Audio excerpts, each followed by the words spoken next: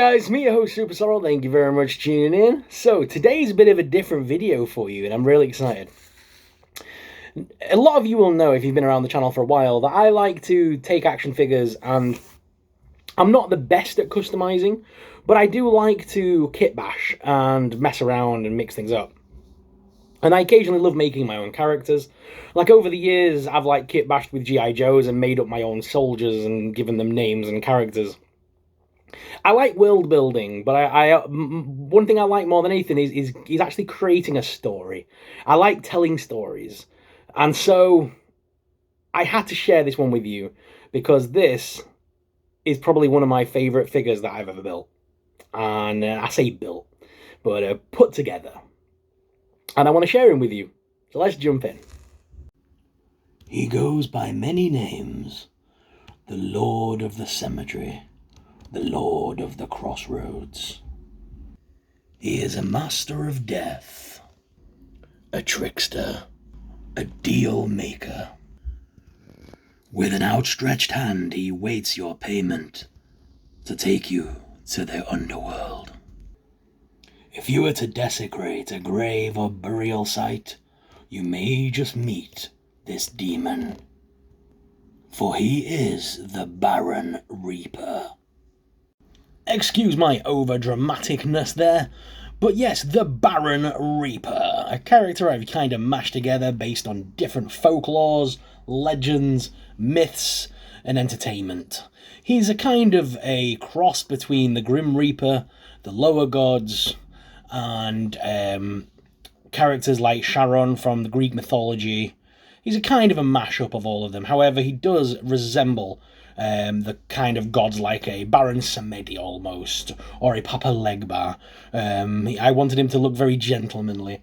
So he wears a nice tuxedo with a long black cape, which of course belongs to the NECA figure for Phantom of the Opera. The head and hat... the head was a skull head that I had a while ago. It was in my fodder box. I'm not quite sure where it comes from, but it has an articulated jawline. It's very detailed and I like it. And the hat was from the NECA Dracula, the black and white version. And again, I'm really sorry, but I'm not quite sure where I got this cane. It was in my fodder box. But when I looked up about Papa Legba and the Lower Gods, he actually carries a cane adorned with a skull. So it all just fell into place. And it's kind of eerie to have him on the shelf, but I know this is quite detailed and accurate to a lot of different beliefs and religions. Like, I can almost hear the lady from TikTok saying, "Put it back." Yeah, I can hear the people in the comments like saying, you don't know what you're messing with, kind of thing. Because I'm pretty sure having like an interpretation of this on my shelf is kind of like an offering or like a point of worship, should we say? But I like the character. The idea of him being like, I wanted him to be like a European version of like a Baron Samedi. So my plan was to have him like a gentlemanly ghost who you would bump into at a crossroads, or if you were a grave thief back in the medieval times and you desecrated a grave, the spirit of this gentleman would appear and offer you a deal to get out of going to the underworld. He's the keeper of like the River Styx as well, in my opinion. Like I was mentioning, if you pay him coins, he won't take you away, kind of thing. Or if you are ready to go, kind of thing, you know, you need to pay him to get across to the other side. The keeper of the crossroads. There's a lot of sort of legends about the crossroads if you look it up. That's where they would bury criminals and people that committed suicide, so that they would not be able to get back to the like village and stuff. They would wander eternity at the crossroads, not knowing where to go. It's all very dark and dingy, of course, but yeah, it was a little fascination of mine. I'm a big fan of American Horror Story, and I was a big fan of Baron Samedi, and I wanted to kind of try and create my own kind of version of like a Papa Legba Baron Samedi kind of thing.